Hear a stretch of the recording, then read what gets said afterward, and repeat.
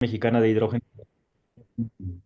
Energética. Me da mucho gusto darle la bienvenida a este webinar sobre almacenamiento, un tema que, como ustedes saben, está pues en desarrollo en México, tal vez no con los números que quisiéramos tener al día de hoy, pero en franco crecimiento y desarrollo. Tenemos que alcanzar otros países que nos llevan un poco más de delantera. Pero bueno, lo importante es que ya existe la intención por parte de las autoridades, ya hay interés empresarial por parte de desarrollar almacenamiento, también de empresas por acompañar sus productos, sus proyectos con el almacenamiento. En fin, se está creando esta industria en México, digamos, inicialmente, ¿no? Aunque ya con algunos números de almacenamiento que seguramente se van a comentar ahora. Y quiero aprovechar para presentar, bueno, a Enrique Nieto. Él es de Storage Latam, que nos va a presentar un panorama poco sobre dónde estamos parados en México en relación al almacenamiento. Y seguramente pues va a ser muy interesante conocer su perspectiva de esto, dado que justamente bueno, donde él colabora, pues se dedican al tema del almacenamiento.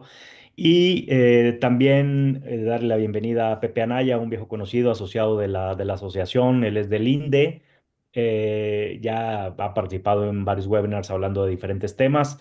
Y ahora nos va a hablar sobre tecnologías de almacenamiento de hidrógeno, que seguramente va a ser también muy interesante que el INDE nos pueda hablar de eso a través de Pepe Anaya. Y pues, como siempre, van a hacer sus presentaciones, sus comentarios y desde luego también al final vamos a abrir algún espacio para preguntas y respuestas. Y pues sin más, agradecerles nuevamente su presencia, y le cedo la palabra a Enrique Nieto. Adelante, Enrique, bienvenido. Israel, un gusto saludarte a ti y a toda la audiencia de este webinar. Como bien mencionas, el almacenamiento eléctrico está presentando un renacimiento eh, no solamente en las aplicaciones de movilidad, sino en aplicaciones de red. Actualmente en América Latina se están alineando unos cambios regulatorios y de licitaciones que no se han visto nunca en la historia. 2026 marca el principio de una regulación más certera no solamente en México, sino en Argentina, en Colombia, República Dominicana, Brasil, y al mismo tiempo que se emiten una serie de licitaciones con bastantes metas muy ambiciosas. El caso de México específicamente, como todos sabrán, ha sido con las licitaciones o los planes de Plan de Desarrollo Mixto SFE con la Secretaría de Energía, lo cual se ha vuelto muy interesante y ha llamado mucho la atención a muchos participantes. Han logrado ya firmarse varios permisos con la primera, con capacidad eólica y capacidad solar, que llevan una regla de 30% de almacenamiento y de 3 horas sobre la capacidad nominal en cuanto a generación. Y actualmente con los resultados de la segunda ronda, también se han colocado 7 proyectos entre solar y eólica, principalmente solar, que fue aproximadamente el 89% de ellos, con también almacenamiento eléctrico. Yo me gustaría poder hacer un tanto hincapié primero en cómo estamos en México en cuanto a la capacidad de almacenamiento eléctrico, hacia dónde vamos y cuáles son las posibles rutas de política pública que podríamos tomar para poder acelerar la adopción de almacenamiento eléctrico, otorgando externalidades positivas tanto a los consumidores, a los productores y por supuesto a la empresa que está encargada de la transmisión y distribución con el monopolio de esas actividades. Lo cual, por supuesto, el almacenamiento eléctrico otorgaría muchísimos beneficios económicos a los encargados de esta actividad. Nada, veamos cómo México ha estado trabajando o se ha instalado capacidad de almacenamiento eléctrico durante los últimos aproximadamente 6 años, 8 años, desde que tuvimos la primera capacidad para uso de la red con aurora solar en un parque solar, aproximadamente 13 megawattoras, que fue instalada en 2018. Este fue el comienzo de la carrera o el nacimiento del almacenamiento eléctrico en el país. Y posteriormente se fueron instalando diferentes capacidades, notablemente en la TOBA, también en Baja California Sur con Ibenergy. Lo fue después la primera fase de CFE en la planta de Puerto Peñasco, después la fase 2, la planta eólica de Huarcila, etcétera. Alrededor, hoy en día, la capacidad de almacenamiento eléctrico en plantas de generación energética renovable es apenas un puñado, más o menos diría que son unas 8 en un número que no rebasa ciertamente a los 300 megas de capacidad, 200 megas, entre 200 y 300 megas estamos aproximadamente el día de hoy. Esta capacidad es importante mencionar que existe paralelamente un renacimiento o un incremento sustancial también desde el 2020 en aplicaciones para uso industrial y para uso comercial, los cuales se han establecido principalmente con aplicaciones principalmente en la península de Yucatán y también en Baja California Sur, pero también lo han hecho en algunos estados del norte y de Bajío aquí en México. Muchas capacidades en promedio creemos en nosotros que aunque han sido muchas de ellas son aplicaciones que no están en promedio o la mediana de más de un megawatt. Eh, entonces, ahora con la nueva regulación y la certeza regulatoria que se ha emitido en este año con las DACs de almacenamiento eléctrico y la posterior despliegue de metodologías para pagos de servicios asociados, regulación y frecuencia, y entre otras de Blackstar, reservas rodantes, etcétera. Creemos que esto va a llevar mucha certidumbre para que los administradores de activos y bancos de inversión coloquen mayores capacidades de capital y esto pueda desactivar el verdadero potencial de almacenamiento eléctrico en México.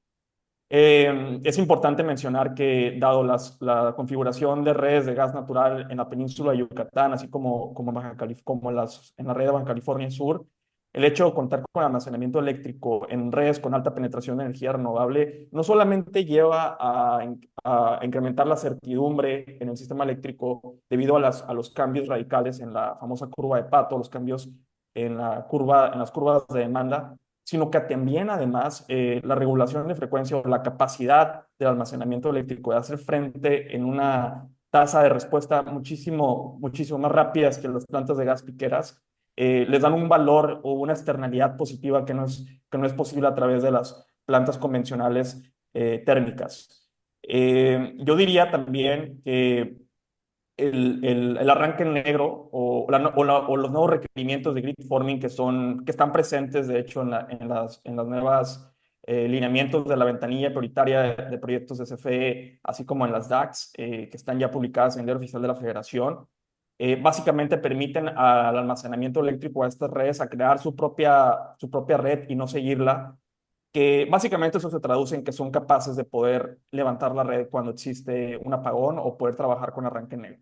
Entonces, esto es un cambio muy radical en el juego porque permite que la confiabilidad del sistema en estas islas eléctricas que tenemos en México, California Sur, pueda permitir eh, el sistema eléctrico, el SENACE, confiar todavía más en los participantes de mercado para poder instalar esta dicha capacidad. Yo espero que durante estos nuevos cambios de mercado que hemos venido nosotros trabajando con inteligencia artificial para poder analizar no solamente los permisos otorgados por la Comisión Nacional de Energía y los anuncios hechos por más de 100 compañías, entre EPCs, integradores, desarrolladores, bancos de inversión, administradores de activos, sobre los nuevos release de capacidad proyectada. Nosotros estimamos que entre 5 hasta 6 gigawatts pueden ser instalados en México hasta 2030.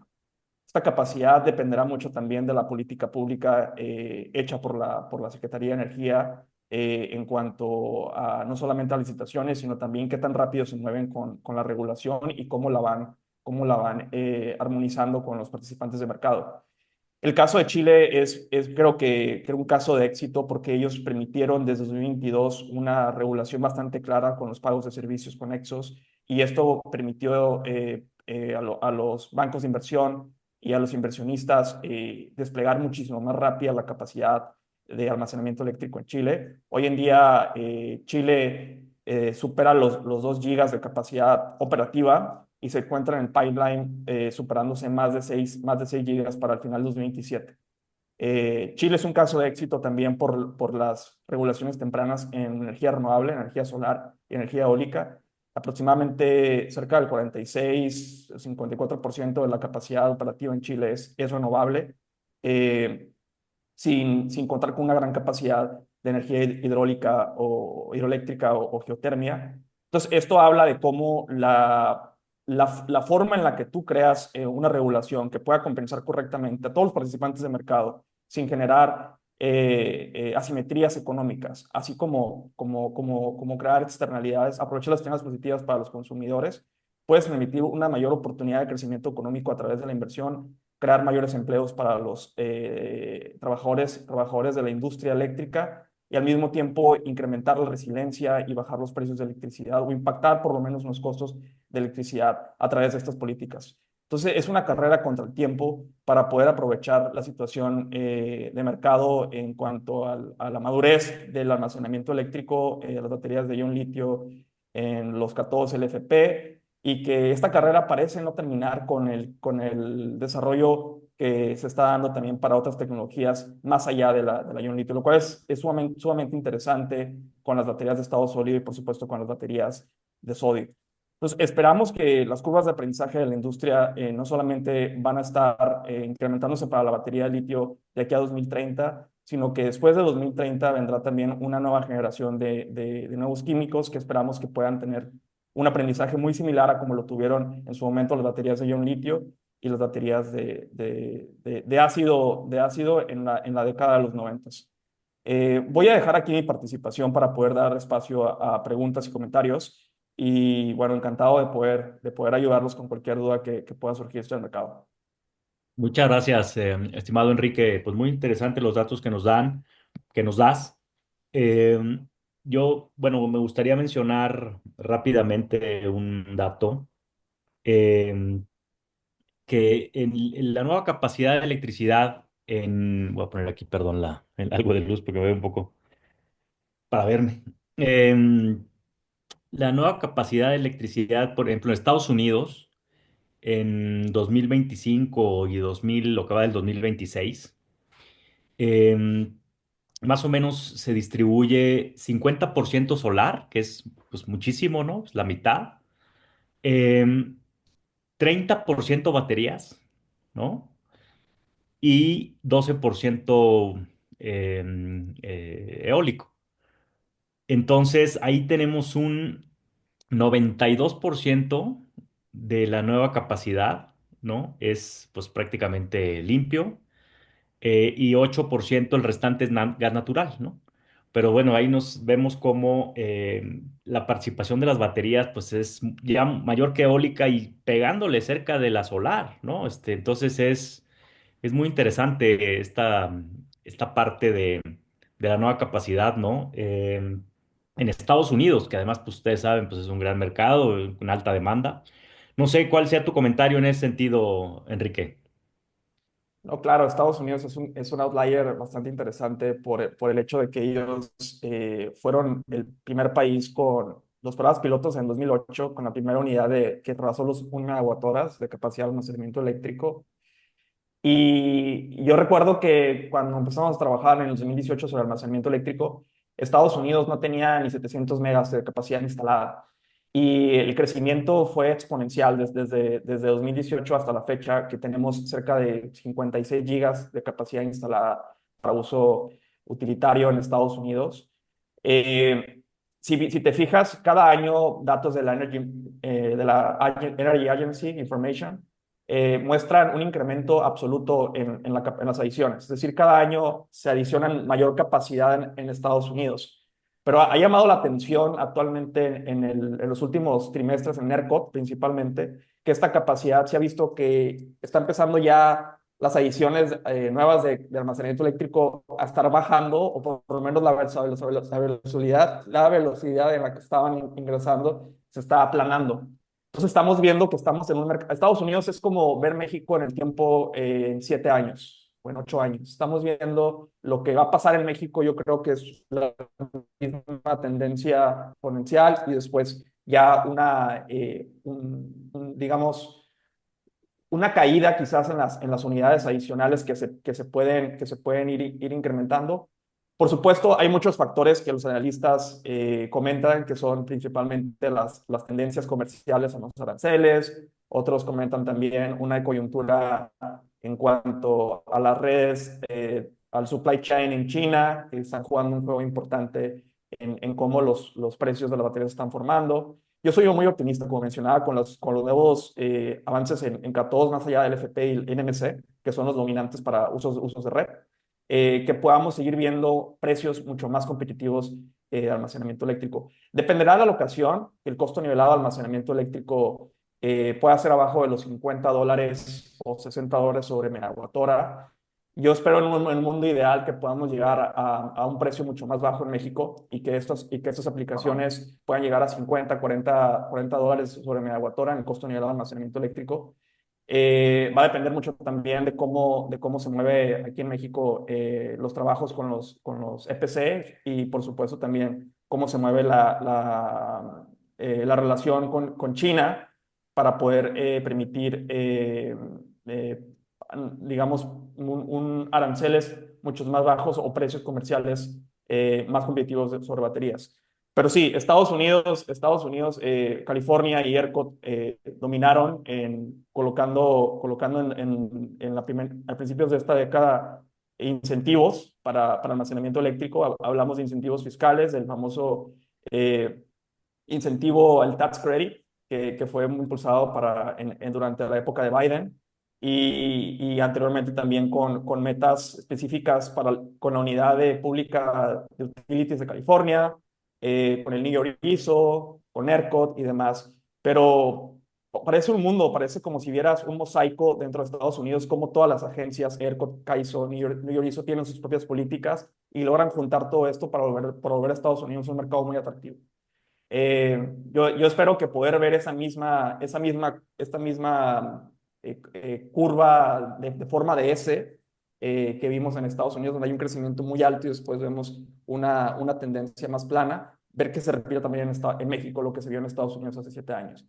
Entonces, Ok. sí, concuerdo contigo, 56 gigas parece algo que tomó mucho tiempo hacerlo, pero tomó solamente 7 años. Entonces, vamos a ver cómo se ve en México en los siguientes años. Oye, y aprovechando también que todavía tenemos tiempo un poco de tu participación, si tuvieras, por ejemplo, ¿qué falta en México si tuvieras que decir algo o un par de cosas específicas, Enrique? ¿Qué dirías que falta hacer en México? Yo digo que debe de darse mira, yo creo que el PLADA ha dado un paso muy interesante hacia adelante sobre fijar una capacidad de, me parece, 8 gigas para 2039 de almacenamiento eléctrico como una meta. Esto, por supuesto, va a ser por mucho rebasado para 2039, pero ya habla que el gobierno federal, la Secretaría de Energía, ha hecho un cambio radical comparado con las políticas antes de 2024. Es decir, está reconociendo el almacenamiento eléctrico como algo necesario y yo diría como algo crítico y urgente para el sistema eléctrico. Es una oportunidad que no puede dejarse solamente que el mercado solo lo trabaje sin estar en la mano con los reguladores y la Secretaría de Energía. Entonces, yo creo que se ha dado un avance, un brinco hacia adelante después de 2024 en cuanto al trabajo en anteproyectos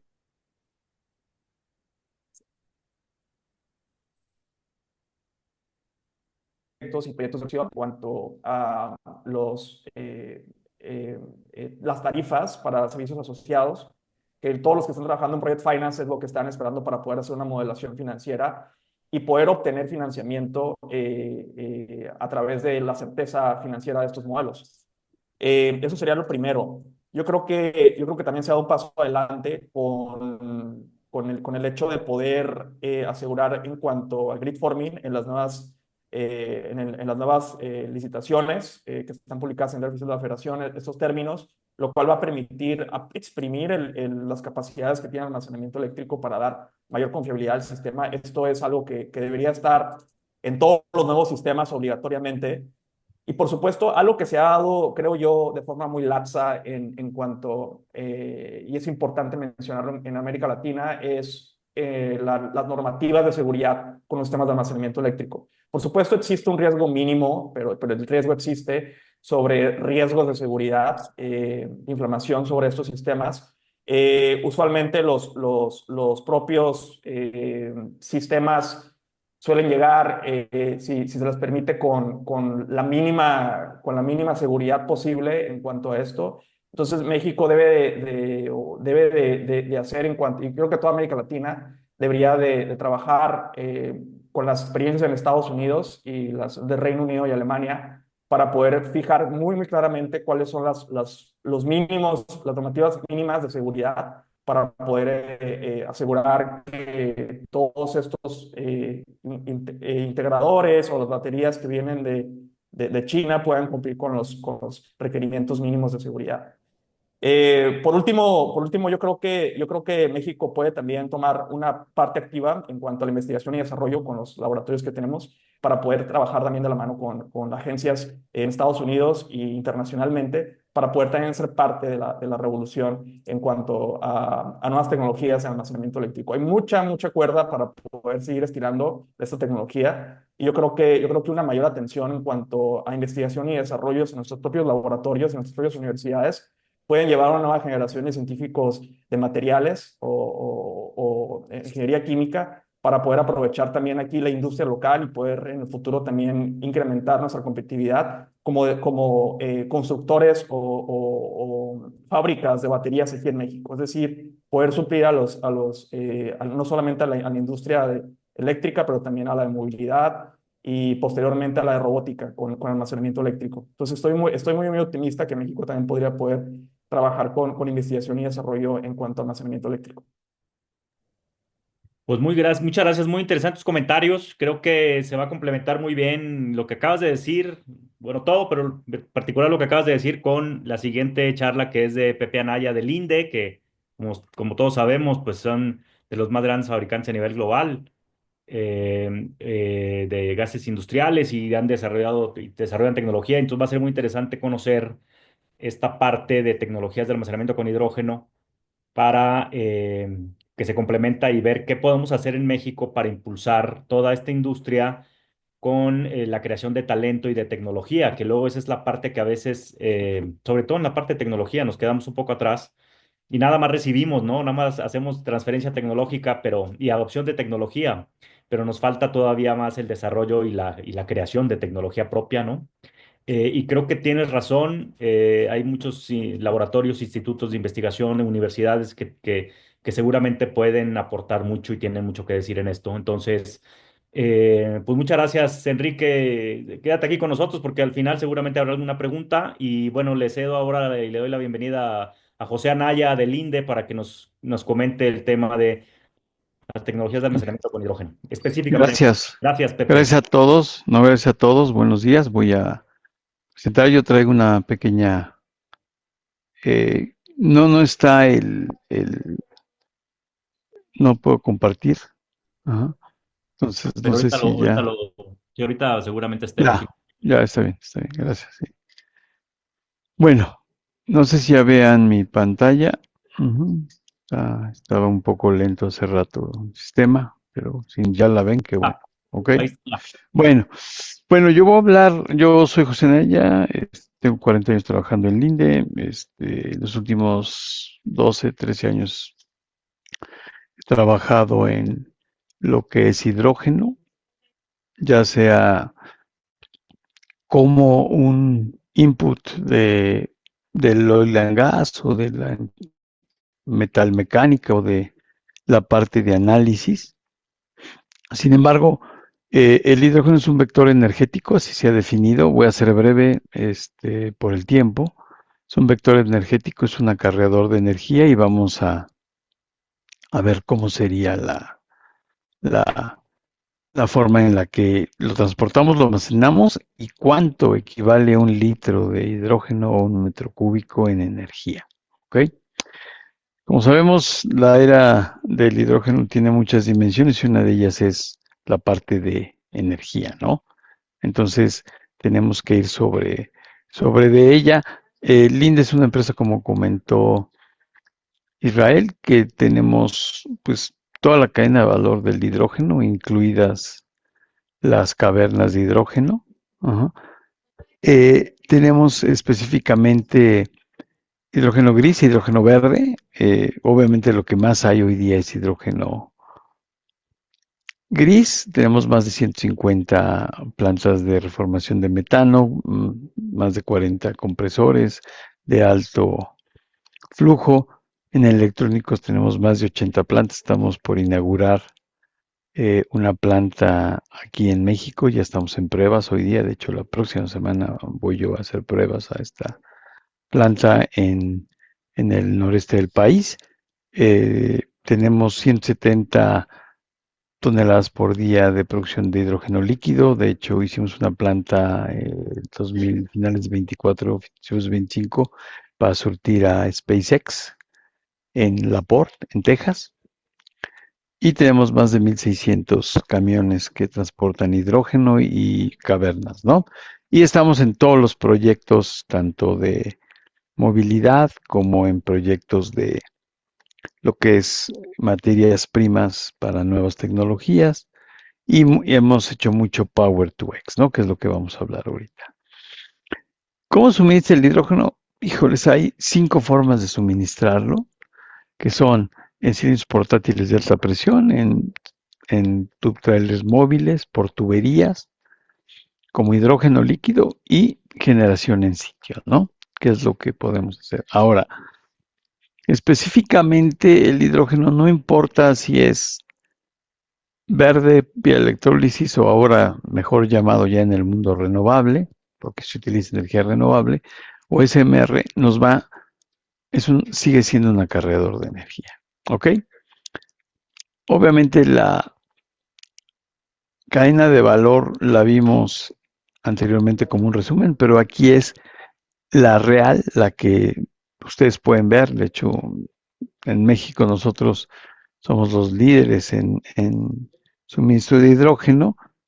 Tenemos convencional, el más grande, tenemos electrólisis y también estamos trabajando ya con biogás para hacer biometano y después hacer hidrógeno verde.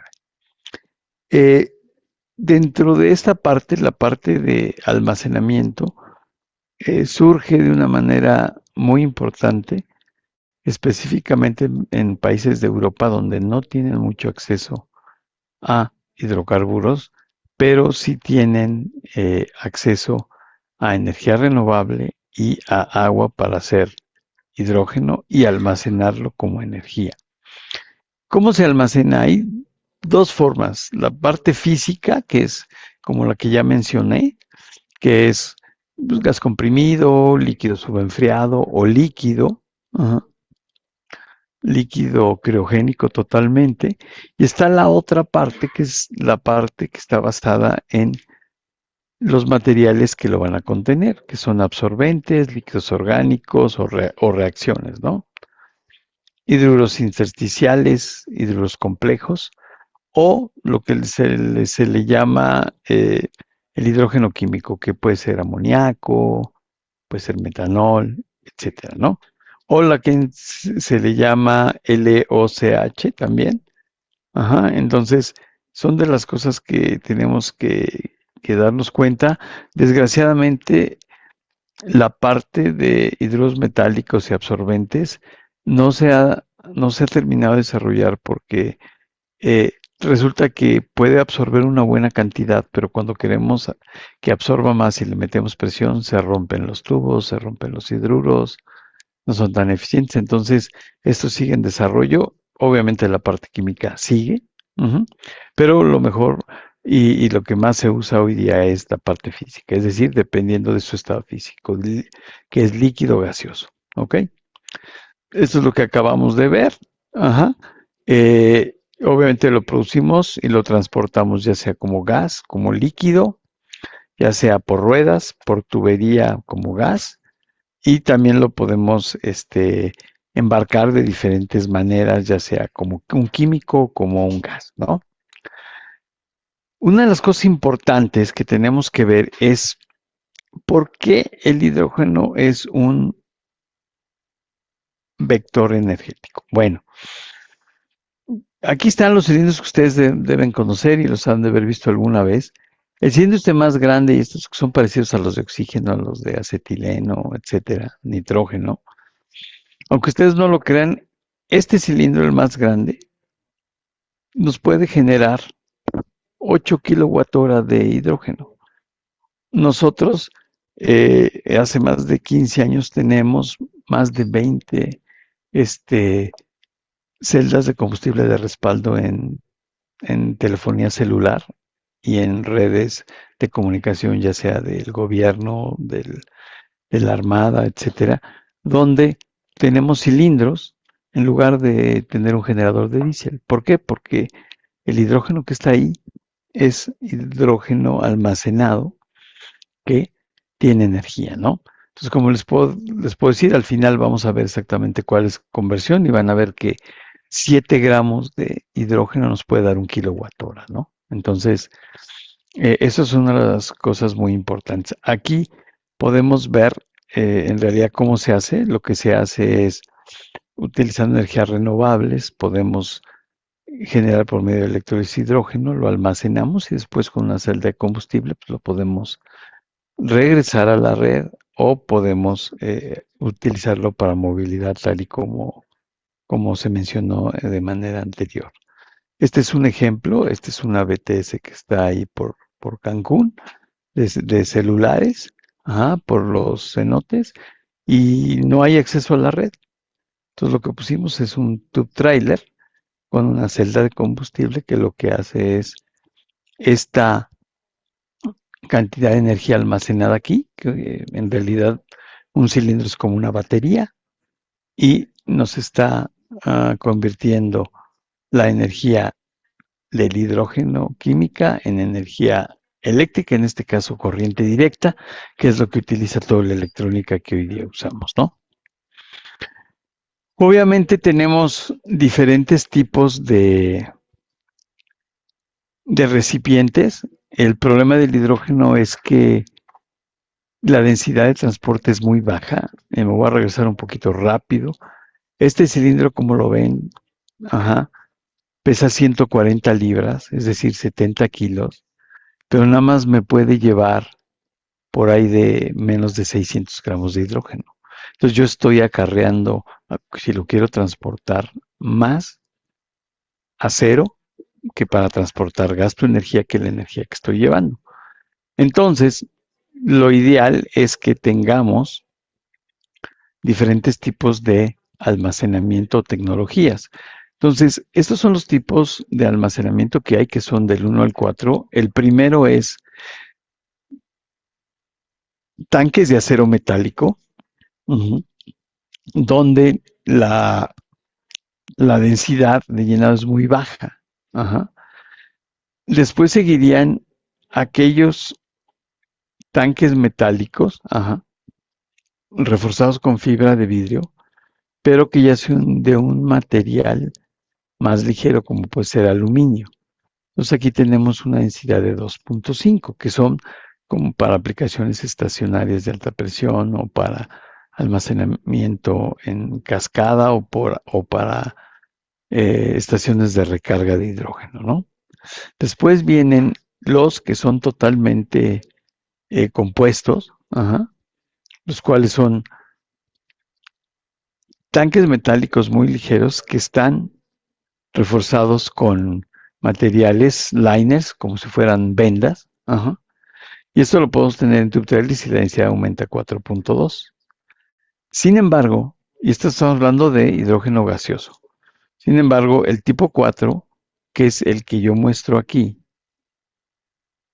este es un tanque como el de Rotoplas, es un tanque de polietileno de alta densidad, HDPE, pero está reforzado con fibra de carbono que es muy ligera, uh-huh, y nos alcanza a dar estos tube trailers, ajá, que son permitidos por el DOT o por la Secretaría de Transporte de los Estados Unidos y que nos pueden aumentar la densidad a 5.7.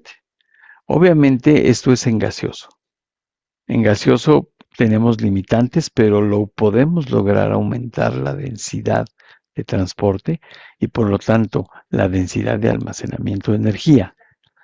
Entonces podemos utilizarlos de esta manera. Después seguirían el mejor, que es el hidrógeno líquido. En México no hay hidrógeno líquido. Nosotros tenemos una estación muy grande en el noreste del país y en el centro del país. Traemos hidrógeno líquido, 50 toneladas diarias. Las cruzamos de Texas a México para nuestros clientes que requieren este tipo de producto, específicamente en el noreste del país y en el centro. Y la verdad nos ha dado, la densidad llenado pues aumenta totalmente, ¿no? O sea, quiere decir que aquí podemos tener una cantidad de energía impresionante. Y aquí lo hago la homologación de que por eso el hidrógeno líquido se utiliza como combustible para los Space Shuttle, ¿ok? Para los lanzamientos. De hecho, como les comento, por eso pusimos una planta en La Porte, Texas, para surtirle SpaceX. SpaceX tiene dos tipos de combustibles, uno que se llama Metalox, que es metano líquido con oxígeno, que también lo suministramos, o hidrógeno con oxígeno. Son los mejores. El más barato es el Metalox, por eso SpaceX y otras empresas, ahora Amazon acaba de lanzar utilizando Metalox como energía y los chicos se hacen con Metalox, que es muy barato, y los que son muy grandes requieren hidrógeno, no hay de otra. Por eso tienen más de 11,000 satélites, ¿no? Para ahora el cambio de la telefonía celular a satelital, ¿no? Que viene en 1 año, 2 años. Entonces, este sería hidrógeno líquido, que en realidad es un termo como el que tenemos para el agua, para el café. Son dos recipientes concéntricos con vacío interno. Se transportan en pipas, aunque también tenemos algunos portátiles. Ajá. Y una de las cosas más importantes que tenemos es que la cantidad de energía que podemos almacenar es grande, pero contenerla tiene sus problemas, ¿no? Porque es un líquido criogénico, no hay que está a menos 256 grados centígrados, entonces no podemos tener demasiado tiempo esto, ¿no? Ahí lo que podemos hacer es, eh, eh, en comprimido lo podemos tener mucho tiempo, en líquido tenemos que usarlo inmediatamente porque si no se evapora.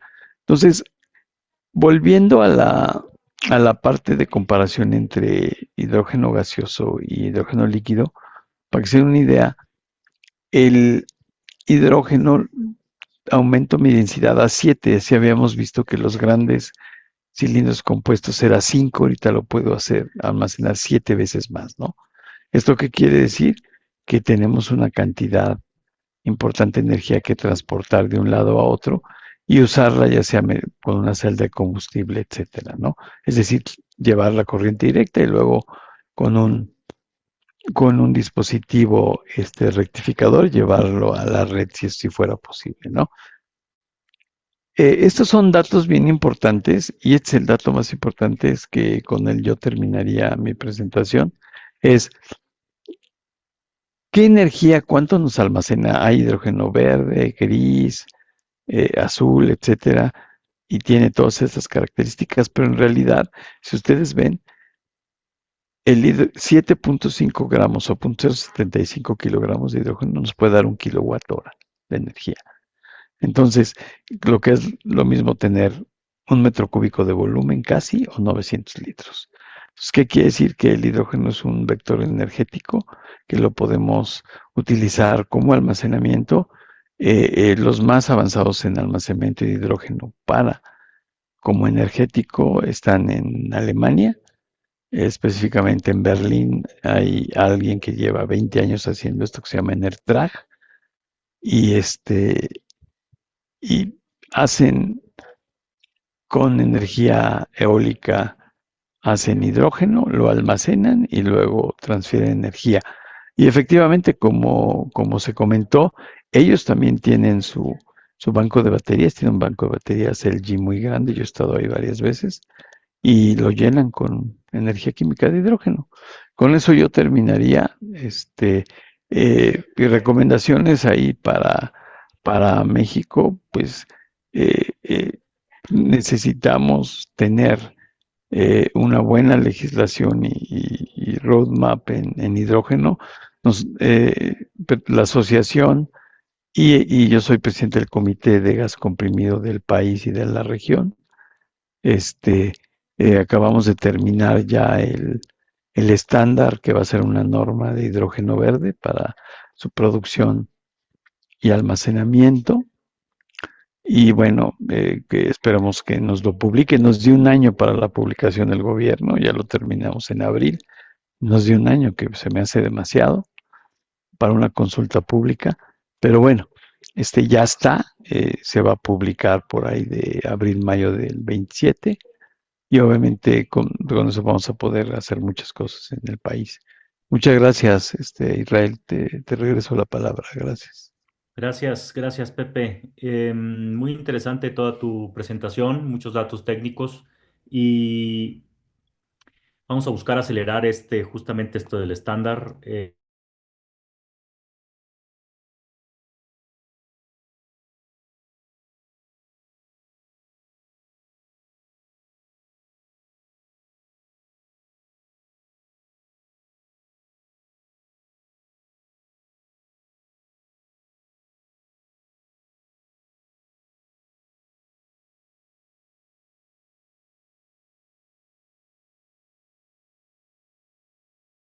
Entonces, pues muy, muy interesante. Y bueno, pues yo creo que ahora abrimos el espacio a preguntas y respuestas. No sé si por ahí, Steph, hay alguien que te haya a ti comentado alguna pregunta o aquí en el chat, por favor, para que puedas revisar eso.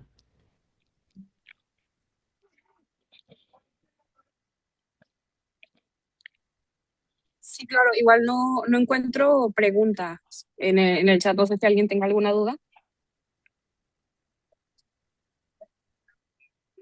No sé si... Sí, Pepe. Sí, aquí lo que... aquí está, Hay ya aquí pusieron alguien que una, dice, sí, Jorge dice, Luis Frías. ¿cuál sería? Sí, José Luis Frías dice, ¿cuál serían los principales retos o limitantes para la transición del hidrógeno gris al hidrógeno verde y al hidrógeno azul? Ujú. Eso es lo que le Claro, pregunta José sí, Luis mira, Frías.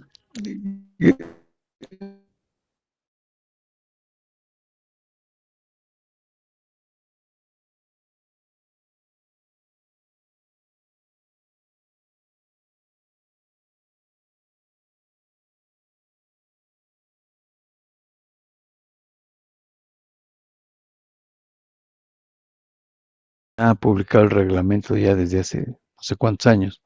Eso hace que cualquier situación de tipo técnico pues sea muy lenta.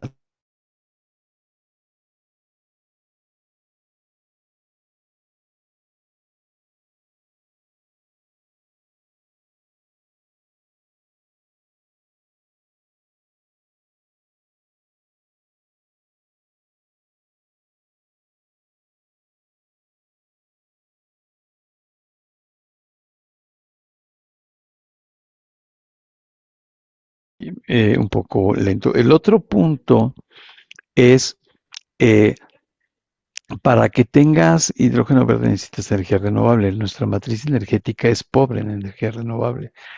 El gobierno dice que tenemos el 25 y que queremos ir al 35. Nosotros hemos hecho estudios y la energía renovable que tenemos no llega al 20%. Entonces, a diferencia de otros países que yo manejo personalmente para hidrógeno, como Costa Rica, Ecuador, Colombia, pues todos están arriba Costa Rica está en el 98%, Ecuador está al 70, 80, igual que Colombia, ¿no? Entonces, esa es otra limitante. ¿Por qué? Porque todos los iniciativas de financiamiento del gobierno alemán, etcétera, o de otros gobiernos del PNUD o de etcétera, el primer requisito es que si vas a hacer un proyecto de hidrógeno verde, la matriz energética del país sea arriba del 80-90%. Y México no aplica en ninguno de esos. ¿Sí? Entonces, en ese sentido, y el del azul, mira, ya que tengamos en SMR, de hecho nosotros somos los mayores captadores de CO2, se lo vendemos a la Coca-Cola, este, de CO2, lo refinamos y lo hacemos grado alimenticio. Siempre y cuando haya SMRs, pues podemos hacer CO2. Y en el caso específico, como te decía, del hidrógeno verde como vector energético, necesitamos aumentar nuestra matriz energética. Ujú. Muchas gracias. Por ahí alguien comenta Gracias, Pepe. Sí, dice aquí que cuál es el... de HDF. Sí, Ajá. bueno, Mira, ese proyecto se trabajó mucho hace algunos años, ahora se está retomando. Nosotros estuvimos asesorándolos a ellos. El proyecto estaba pues, casi terminado. Entendemos que ahorita con esta reactivación se está haciendo una actualización. No hemos tenido todavía la reunión para dicha actualización con ellos, pero se va a hacer en los siguientes meses. Respecto al potencial de cavernas, ajá, perdón. sí, sí, adelante, adelante. Sí, de cavernas, sí hay cavernas en el sureste del país, específicamente en, en la parte de Campeche y de Veracruz. Nosotros estamos haciendo un estudio que se publicará en un año acerca de este potencial, pero hay muy buen potencial de cavernas. Ujú. De hecho, nosotros manejamos ya una caverna en Beaumont, en Texas, donde almacenamos por ahí de 2.000 toneladas de hidrógeno. Ujú. Así es. Perfecto. Muchas gracias. Y luego dice aquí, bueno, que ¿qué aspecto del almacenamiento de hidrógeno considera que actualmente está siendo subestimado en la industria? Un poco ya comentaste por ahí. ¿Qué condiciones deben cumplirse para que un proyecto de hidrógeno evolucione de laboratorio a una implementación industrial? Lo que pregunta Ángel Mira, Damián. sí, mira, es muy buena pregunta. Entendemos que el CIMSTAB, la UNAM, el CICI allá en la península y en Tamaulipas, hay muchos investigadores que han trabajado para hacer celdas de combustible más baratas, es decir, que no lleven iridio, o sea, o metales preciosos, etcétera, o electrolizadores de, de bajo costo. Desgraciadamente, los metales preciosos pues, siguen subiendo. Con la electrificación, hay una competencia muy grande entre los metales preciosos. Y en el caso específico de electrolizadores, también necesitamos, hay dos iniciativas del Banco Mundial para fabricar electrolizadores en diferentes partes del mundo. Y aunque ustedes no me lo crean, quien ha ganado con los mejores proyectos son los hindúes, no nosotros. Primero por la matriz energética y segundo por el valor de los proyectos, ¿no? Entonces ahí necesitamos más apoyo gubernamental, que desgraciadamente, pues como ustedes saben, el presupuesto de las iniciativas para tecnología y ciencia, pues han disminuido en presupuesto, ¿no? Gracias. Gracias. Y yo creo que esta última Sí, sí, es para Enrique. Dice, ¿cuál es el estado actual de las nuevas regulaciones para almacenamiento eléctrico? Ves, en México, en nuestra empresa hemos estado investigando las leyes y DAX, pero no nos queda tan claro cuándo CFE o demás instituciones acepten los papeles para trámites. Si puedes comentar tú algo de eso, Enrique. Oh, ¿qué tal? Me parece que esta pregunta, no sé si está dirigida en cuanto a a los trámites de la ventanilla prioritaria. Se referiría quizás a la ventanilla prioritaria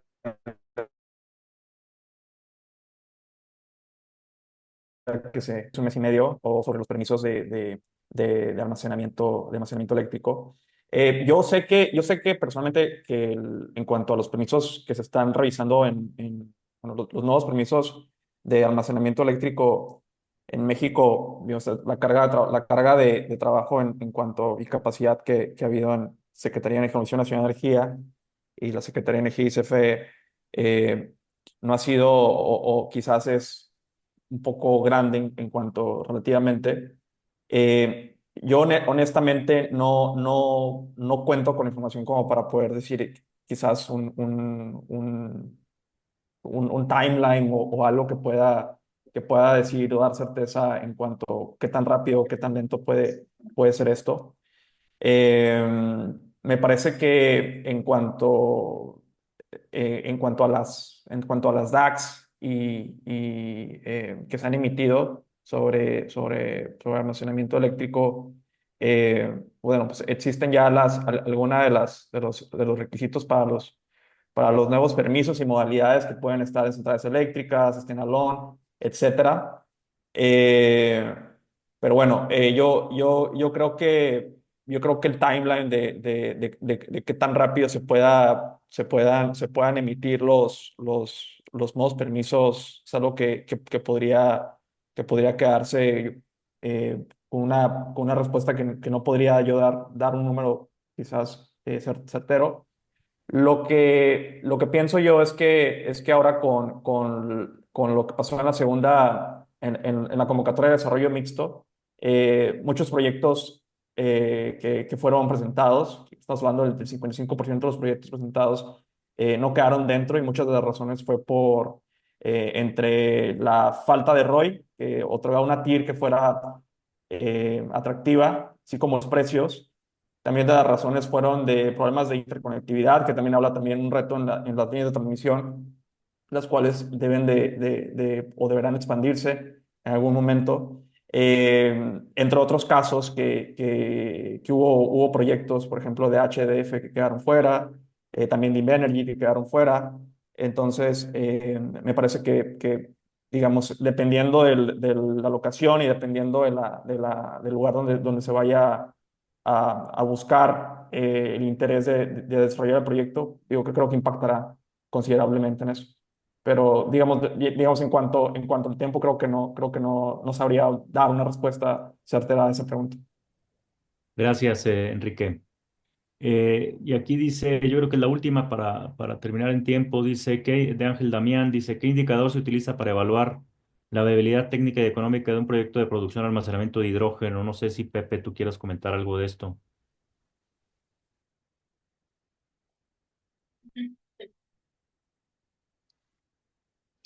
Sí, Israel, con gusto. Mira, en el caso específico eh, de almacenamiento de hidrógeno, eh, nosotros lo que hicimos en el estándar es privilegiar el almacenamiento en alta presión hoy día, ajá, homologándola a las normas de nuestros socios comerciales, como son Estados Unidos y Canadá.